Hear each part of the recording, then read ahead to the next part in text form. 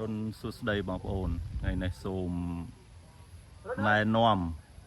រុក្ខជាតិផ្លែឈើហូបផ្លែមួយប្រភេទដែលមានសន្តានបែបនេះផ្លែពណ៌ក្រហមឆ្អិនឆ្អៅឈាមជ្រូកក៏ដូចជាស្លឹកពណ៌ខៀវក្រម៉ៅបងប្អូនបាទបងប្អូនមើលទៅប្រហែលជួបងប្អូនធ្លាប់ស្គាល់ទេប្រហែលទេខុសតែពណ៌បងប្អូននេះ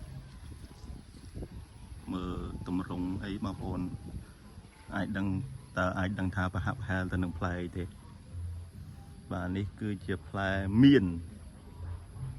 ដែលមានពណ៌ក្រហមរសជាតិអីគឺដូចតែមានយើងធម្មតាដែរក្លិនសាច់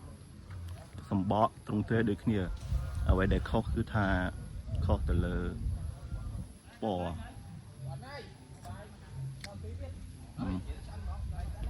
ផ្លែខ្លះបងប្អូនគឺមានពណ៌ក្រហមរសជាតិផ្អែមឆ្ងាញ់ប្លែកបងប្អូនកម្រជួបមានប្រភេទនេះ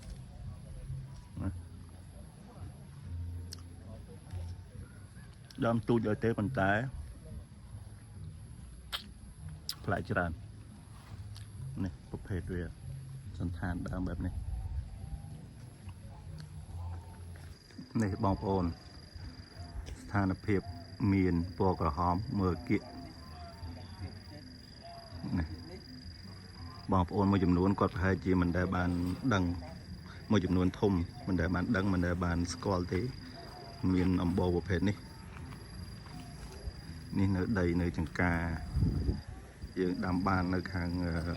គិរីរំបងប្អូនបាទ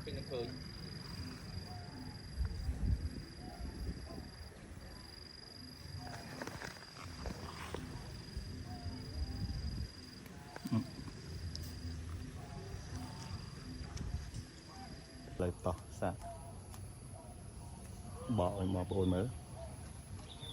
នេះរូបរាងរបស់វា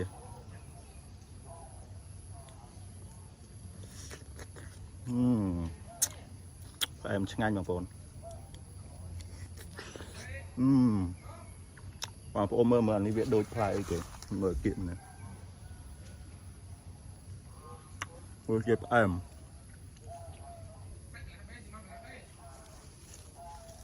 ខ្វប់របស់វា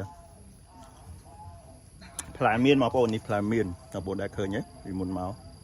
ផ្លែមៀនពណ៌ក្រហមឆ្អិនឆ្អៅមានរសជាតិដូចតែមានយើងធម្មតាដែរទេគាត់ខុសទាំងថាពណ៌លក្ខណៈពិសេសខុសពណ៌មើលទៅប្លែកម្យ៉ាងដែរបងប្អូនបាទនេះមានពណ៌ក្រហម